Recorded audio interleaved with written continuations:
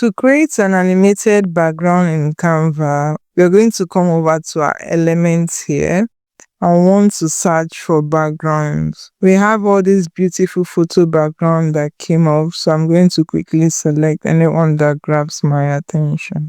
I will grab this background and I will right click here and make this image a background. Let me collapse this, and to make this background animated, we're going to tap on the page, make sure it's selected, that these blue borders are selected, and we'll click on animate. So you see all these animations, that it is magic animate, that instantly animates all the pages in the style of your choice. But you're going to select the animation we want to apply. Say we want to apply a breathe animation. You see that the background is moving now. So let's select the breathe animation.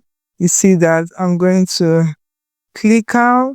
Now we'll have this page animated. And that's thing you might want to do, depending on the length you want it to play, you might want to come over to timer to edit the timing of your page.